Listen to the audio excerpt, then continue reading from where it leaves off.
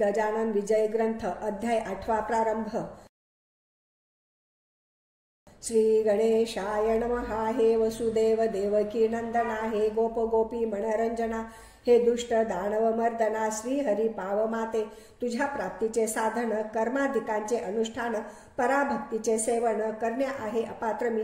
तुझी ज्ञानदात्री शास्त्रे सारी, गिरवाण भाषे भीतरी, त्यांचे सांग करू हरी, सेवन ते कवन्यारीती, गिरवाणाचा नसे गंध, त्यातून माझी मती मंद, कमलातील मकरंद, बेडूकाला मिळतो कसा, अन्नदाने तुझी प्राप्ती, जरी करून घेऊ श्रीपती, तरी धनाचा अभाव निश्चिती, दारिद्र्य पदरी बांधिलेत्वा, जरी करू मी तीर्थयात्रा, तरी सामर्थ्य नाही गात्रा, तशातही अंधत्व आता आले आहे दृष्टी ते, ऐसा सर्व बाजूंनी मी हीन दीन चक्रपाणी, दारिद्र्याचे मणीच्या मणी, जाती जिरोणी मनोरथ, हे व्यावहारिक दृष्ट्या खरे जरी, परी तुझी कृपा झाल्यावरी, स्वानंदाच्या सागरी पोहत आहे अहोरात्र, तुझ्या कृपेचे महिमान आगळे आहे सर्वांहून, घनाच्या पाण्या लागून दाम देण्याची गरज नसे, मेघांनी आणल्या मनात, तळी विहिरी भरतात, निवळ खडकास फुटतात, पाट पाण्याचे पांडुरंगा, ऐशा त्या तव कृपेचा, दास गणू हा भुकेला साचा, घास एखादा तरी त्याचा घाल माझ्या मुखात, तेने मी तृप्त होईन, अवघ्या सुखाते पावेन, अमृताचा लाभता कन, रोग सारे दूर होती, असो मागील अध्यायी, देशमुख पाटला ठाई, मुक्का माते दुफळी बाई, येऊन बसली हे एकिले, जेथ जेथही नादे दुफळी, तेथ तेथही करी होळी, अवघ्या सुखाची रांगोळी इच्या पायी होत असे, क्षय रोग तो शरीराला, वा दुफळी रोग समाजाला, नेतसे यम सदनाला, प्रयत्न पडती लुळे तेथ, असो तळ्याची या काठावर, देशमुखाचा एक महार, करू लागला चरचर या खंडू पाटला पुढे, पाटील गावीचा अधिकारी, पाटील गावीची पांढरी, काही कामावरून खरी, कुरबुर झाली उभयतात, तो असे मर्या महार, देशमुखांचा ज्याला जोर, तो बोलला उणे उत्तर, खंडू पाटला कारणी, पाटील बदला त्यावरी, तुझी रीतही नाही बरी, गरिबाने पायरी आपली कधी सोडू नये, उणे उत्तरे बोलण्याचा अधिकार आहे देशमुखाचा, तुझ्या सारख्या नकट्याचा नाही हे आनवनी, तरी महार एकेना करू लागला चेष्टानाना, त्याच्या एकोणी भाषणा पाटील खवळला मानसी, बाचाबाचीचे कारण होते अतिशुल्लक जाण, कागद ठाण्या लागून पाठवणे होते पाटलाला, तो टप्पा न्यावयासी, सांगितले होते महारासी, की तू असाच जा अकोल्यासी, तहशिलीत टप्पा द्याया हा, ते एकोणी बदला महार, मी न हा टप्पा नेणार, देशमुखाच्या आश्रितावर तुमचा डोळा हमेशा, काही असो आज दिनी, मी टप्पा न जाय घेवणी, तुझ्या हुकुमा लागुनी, बोंबा शिमग्याच्या समजतो मी, ऐसे बदनी बोलला, हाव भावही तैसा केला, मूठ वळूनी हात नेला त्याने आपल्या मुखापुढे, ती त्याची पाहुणी कृती, खंडू पाटील कोपला चित्ती, भरीव वेळूची काठी होती पाटलाच्या हातात, त्याच काठीचा केला प्रहार महारा चिया हातावर, पाटील मूळचा जोरदार, त्याने रागे केला प्रहार हा, त्या प्रहारे करुणी हात गेला मोडूनी, महार बेशुद्ध होऊनी पडता झाला भूमीवर, पाटील दुसऱ्या महाराला गेले टप्पा द्यावयाला, तो इकडे वृत्तांत कैसा झाला तो आता सांगतो, तो महार त्याच्या आप्तांनी नेला उचलून देशमुख सदनी, मोडला हात हे पाहुणी, देशमुख ते संतोषले, वा वा छान गोष्ट झाली, आपणा कुरापत काढण्यावली, ही अनायासे संधी आली, ती उपयोगी न दवडणे, त्यांनी त्या महारासी तात्काळ नेले कचेरीसी, समजाविले अधिकाऱ्यासी, खोटे नाटे विबुध हो, कोठेही दोन पक्षात, वाकडे आल्या यत्किंचित, काट्याचेच होतात नायटे ते अवलोका, फिर्याद त्या महाराची पुस्तकात नोंदली साची, आज्ञा झाली अधिकाऱ्याची, पाटील पकडून आणावया, शेगावी झाली पुकार, उद्या आहे पकडणार, पाटलाच्या पदी थोर बेडी करी हातकड्या, खंडू पाटला समजले, धाबे त्याचे दणाणले, तोंडचे पाणी पळाले, झाला अतिचिंतातूर, ज्या शेगावी मी वाघापरी वागत होतो आजवरी, तेथेच का हो श्रीहरी, प्रसंग आणला बेडीचा, अब्रुदारास अपमान, वाटे मरणा होऊन मरण, बंधू गेले घाबरून, काही विचार सुचेना, खंडू हताश होऊन बसला, तो एक विचार सुचला त्याला, श्री गजानन महाराजाला साकडे हे घालावे, त्या साधूचे वाचून या संकटाचे निरसन, करणाराना कोणी आण राहिला या वऱ्हाडी, लौकिकी यत्न करण्याला, बंधू गेले अकोल्याला, खंडू पाटील नीट आला समर्थाकडे रात्रीस, येताच केला नमस्कार, शिर ठेविले पायावर, महाराज आला कठीण फार, प्रसंग तो माझ्यावरी, सरकारी कामानिमित्त मी एका महाराप्रत तळ्यापाशी ताडिले सत्य करातील काठीने. त्याचा ऐसा परिणाम झाला, काट्याचा नाटा केला देशमुख मंडळींनी भला माझे अहित करण्यास. त्यानिमित्त कैद मला होण्याचा उद्या प्रसंग आला. समर्था माझ्या इज्जतीला तुझ विन कोण रक्षील. उद्या येथील राजदूत मला येथून नेण्याप्रत बेडी ठोकोनी पायात ऐसे आज एकिले. त्यापेक्षा गुरुवारा गळा माझा येथेची चिरा. ही घ्या तलवार देतो करा, वेळ करू नका हो. अब्रुदारा कारण बेइज्जत हेच मरण. अपराध माझा त्यातून अति अल्प दयाळा. त्या अपराधरूपी खड्याचा हा डोंगर झाला साचा. अभिमान माझ्या अब्रूचा धरा समर्था एकाळी. जयद्रथाच्या वेळेला अग्निकाष्ठ भक्षिण्याला होता अर्जुन तयार झाला. केवळ आपल्या अब्रूस्तव तेथे भगवंताने भली अब्रू त्याची रक्षण केली. प्रभूने वस्त्रे नेसविली द्रौपदीला सभेत. तेवी मम अब्रू ही पांचाळी देशमुख कौरवांनी आणली. लग्न करण्यासाठी भली तिचे कराहो रक्षण. ऐसे वधून समर्थाला पाटील रडू लागला. आसवांचा तो चालला पूर नेत्रा वाटे हो. घरची माणसे चिंतातूर आधीच झाली होती फार. नाही त्यांच्या शोकापार तो सांगावा कोटवरी. इकडे समर्थांनी भले दोन्ही हाती कवटाळिले. खंडू पाटला हृदय धरिले त्याचे सात्वन करावया. अरे काम करत्या पुरुषाप्रत ऐशी संकटे येतात. वरच्यावरी जाण सत्य त्याची चिंता वाहू नको. स्वार्थ दृष्टी बळावता ऐसेच होते तत्वता. खऱ्या नीतीची ती वार्ता अणु मात्र त्या कळत नसे. तुम्ही पाटील देशमुख दोघे जण एका जातीचे असून एकमेकांचे नुकसान स्वार्थे करू पाहता. मागे कौरव पांडवात स्वार्थेचा आला विपट सत्य.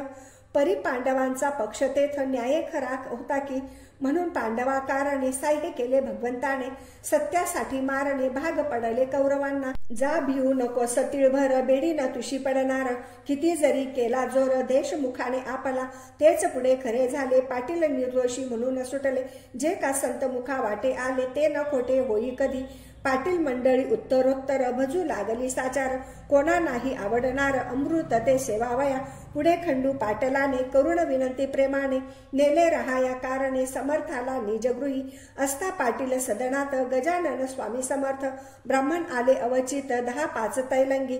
तैलंगी विद्वान असती कर्मठ वेदावरी प्रीती. तरी धनाचा लोभ चित्ती राही ज्यांच्या विशेष. ते काही मिळेल म्हणून समर्थाकडे आले जाण. तै होते पांघरून घेऊन समर्थ निजलेले. त्यांना जागे करण्याप्रत ब्राह्मण म्हणू लागले मंत्र. जटेचे ते स्वरासहित अति उच्च स्वराने. मंत्र म्हणण्यात चूक झाली 3 त्यांनी दुरुस्त केली. म्हणून आसनी उठून बसली गजाननाची स्वारी पहा. आणि ऐसे वदले ब्राह्मणांना तुम्ही कशासाठी वैदिक झाला. हीनत्व वेदविद्येला आणू नकारे निरर्थक. हीन विद्या पोटाची मोक्षदात्री आहे साची. वा डोईस बांधल्या शालीची किंमत काही राखा हो. मी म्हणतो ऐसे म्हणा खरे स्वर मणी आणा. उगीच भोळ्या भाविकांना सोंग आणून नाडू नका. जीवरूच्या ब्राह्मणांनी म्हणण्या सुरू केली जाणी. तोच अध्याय समर्थांनी धडधड म्हणून दाखविला. चूक न कोठे म्हणण्यात शब्दोच्चार स्पष्ट सत्य. वाटे वसिष्ठ मूर्तिमंत वेद म्हणण्या बसला असे. तेलंगी ते एकूण चकित झाले. अधोवदन बैसले. मुखवरी करण्या आपुले भय मनी वाटले त्या. सूर्य उदय झाल्यावर त्यांच्या पुढे का होणार. दीपांचा तो जय जयकार त्यांची किंमत अंधारी. विप्र म्हणती आपल्या मनी हा पिसा कशाचा महाज्ञानी. 4 वेद याच्या वदनी नांदतात प्रत्यक्ष. हा विधाताच होय दुसरा शंका येथे नुरली जरा. हा असावा ब्राह्मण खरा जातीने की निसंशय. परमहंस दीक्षा याची वार्ता न उरली बंधनाची. कोणत्याही प्रकारची हा जीवनमुक्त सिद्धयोगी. काही पुण्य होते पदरी म्हणून मूर्ती पाहिली करी. हा वामदेव याला दुसरी उपमान ती द्यावया. असो खंडू पाटलाकडून त्या ब्राह्मणा लागून. देते झाले दयाघन रुपया दक्षिणा. ब्राह्मण संतुष्ट झाले अन्य गावा निघून गेले. महाराजही कंटाळले उपाधीला गावाच्या. श्रोते खऱ्या संताप्रत उपाधीना असे पटत. दांभिकाला मात्र भूषण होते तिचे. गावाची या उत्तरेला एक मळा सान्निध्याला. या मळ्यात भाजीपाला होत होता बहुवस. एक शिवाचे मंदिर तेथे होते साचार. लिंब तरुची थंडगार छाया होती ते ठाई. हा कृष्णाजी पाटलाचा मळा होता मालकीचा. हा कृष्णाजी खंडूजीचा सगळ्यात शेवटचा भाऊ असे. त्या मळ्यात महाराज आले. शिवालया सन्निध बसले. एका ओट्यावरी भले निंब तरुच्या छायेत. समर्थ म्हणाले कृष्णाजीसी, मी आलो तुझ्या मळ्यासी. काही दिवस राहावयासी या श्री शंकरा सन्निध. हा भोलानाथ कर्पूर गौर नीलकंठ पार्वतीवर. हा राजेश्वर आहे अवघ्या देवांचा. तो तुझ्या मळ्यात रमला म्हणून मीही विचार केला. येथे येण्याचा तो भला दे सावली करून. ते वाक्य ऐकिले. 6 पत्रे आणविले. ओट्यावरी छप्पर केले. कृष्णाजीने तात्काळ समर्थांनी वास केला. म्हणून मला क्षेत्र झाला. राजा जाय दयास्थला. मीच होते राजधानी. महाराजांचे बरोबर होता पाटील भास्कर. सेवा करण्या निरंतर दुसरा तुकाराम कोकाट्या. खाण्यापिण्याची तरतूद सारी निजंगे कृष्णाजी पाटील करी. समर्थ ते जेवल्यावरी तो प्रसाद घेत असे. असो गजानन असता मळ्यात गोष्ट घडली अद्भुत. येथे झाले फिरत फिरत 10-20 गोसावी ते टाया. समर्थांचा बोलबाला त्यांनी आधीच होता एकिला. म्हणून त्यांनी तळ दिला येऊन या मळ्यामध्ये. गोसावी म्हणती पाटलासी, आम्ही आहो तीर्थवासी. जातो रामेश्वरासी भागीरथीला घेऊन. गंगोत्री जन्मोत्री केदार हिंगलाज गिरनार डाकूर. एशी क्षेत्रे अपार पाहिली पायी फिरुणी. ब्रह्मगिरी गोसाव्याचे आम्ही शिष्य आहोसाचे. महाराजही आमुचे आहेत सांप्रत बरोबर. हे महासाधू ब्रह्मगिरी ज्यांचा बंदा गुलाम हरी. ती मूर्ती आली घरी तुझ्या पूर्वभाग्याने. शिरापुरीचे अयाचित आम्हा द्यावे तुम्ही त्वरित. लागे जो ओढण्याप्रत गांजा तोही पुरवावा. 3 दिवस येथे राहू 4थ्या दिवशी येथून जाऊ. पाटील नका कष्टी होऊ साधून घ्या ही पर्वणी. तुम्ही पोशीला मळ्यात वेडा पिसा नंगा धूत. मग आम्हा देण्या अयाचित मागे पुढे का पाहता. गाढवासी पोशिती गाईस लाथा मारिती. ते का म्हणावे संमती पहा विचार करून. आम्ही गोसावी वैराग्य भरीत जाणतो अवघा वेदांत. मर्जी असल्या मळ्यात या पोथी एकावया. कृष्णाजी म्हणे त्यावरी उद्या घालीन शिरापुरी. आज आहेत भाकरी त्याच जाव्या घेऊन. जितुका गांजा ओढाल तितुका तेथेच मिळेल. तेथे चालता बोलता कंठ निळ बसला आहे पत्र्यामध्ये. 2 प्रहराची वेळा खरी घेतल्या चून भाकरी. मळ्यात घेऊन विहिरीवरी बसले गोसावी भोजना. समर्थांच्या समोरी एका छपरा भीतरी गोसाव्यांनी लाविली खरी आपापली कडासने. त्यांचा जो होतो महंत ब्रह्मगिरी नामे सत्य.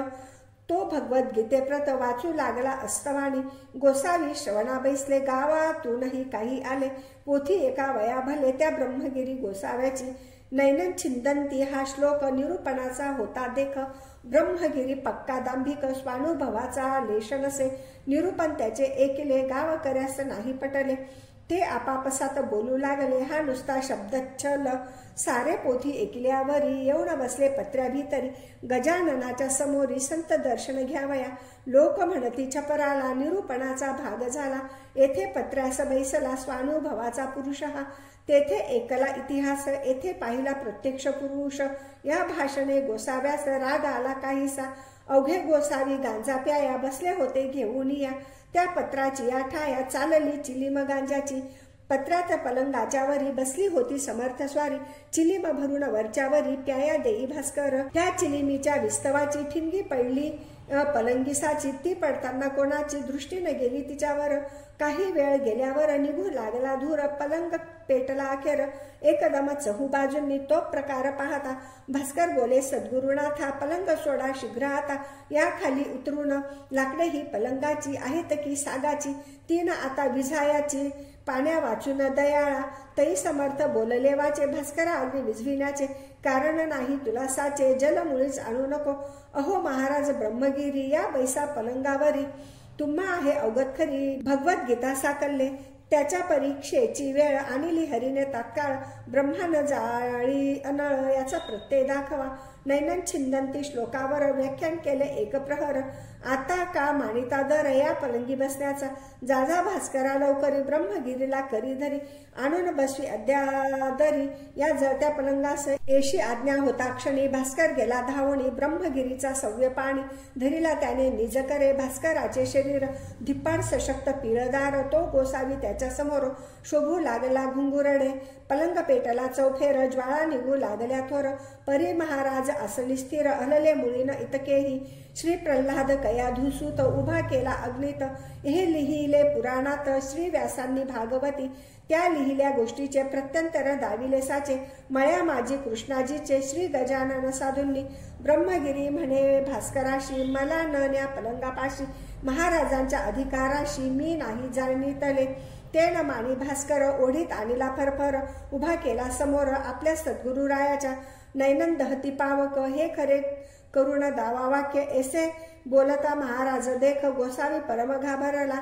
गोसावी म्हणे भीत भीत मी पोट भऱ्या आहे संत. शिरापुरी खाण्याप्रत मी झालो गोसावी. माझ्या अपराधाची क्षमा साच करी शांतीधामा.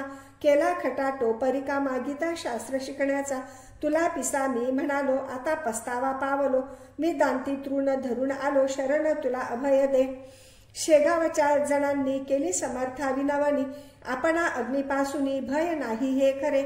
तरी महाराज आमच्या करिता खाली यावे लवकर आता. अशा स्थितीत पाहता तुम्हा आम्हा धडकी भरे.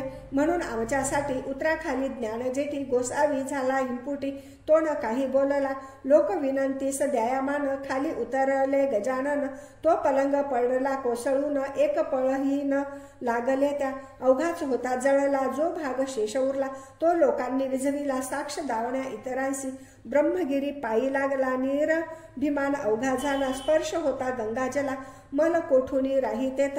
मग मध्यरात्रीच्या समयाला ब्रह्मगिरीस बोध केला. आजपासून चेष्टेला तू या सोडून देई रे. ज्यांनी राख लावावी त्यांनी उपाधी दूर करावी.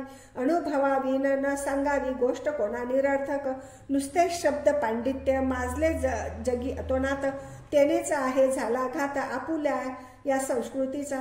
गोसावी मच्छिंद्र जालंधर गोरख गहिनी साचार. ज्ञानेश्वराचा अधिकार किती म्हणून सांगावा. स्वानुभवाचे झाले येती श्री शंकराचार्य निश्चिती. प्रपंची राहून ब्रह्मस्थिती अनुभविली एकनाथांनी. स्वामी समर्थ ब्रह्मचारी हेही ब्रह्म साक्षात्कारी. ओहून गेले भूमीवरी यांची चरित्रे आणीवना. उगीच खाया शिरापुरी भटकू नको भूमीवरी. सारण तया माझारी एतुलेही गवसणार. ऐसा बोध एकीला ब्रह्मगिरी विरक्त झाला. प्रातकाळीच उठून गेला कोणा न भेटता शिष्यांसह. ही गोष्ट दुसऱ्या दिवशी कळली अवघ्या गावासी. जो तो आला पहावयासी मळ्यात जळलेल्या पलंगाते. हा दासगणू विरचित श्री गजानन विजय नामे ग्रंथ. तारो भाविका भवाब्दीत हेची इच्छी दासगणू. शुभम भवतु श्री हरी हरार्पणमस्तु. इति अष्टमोऽध्यायः समाप्त.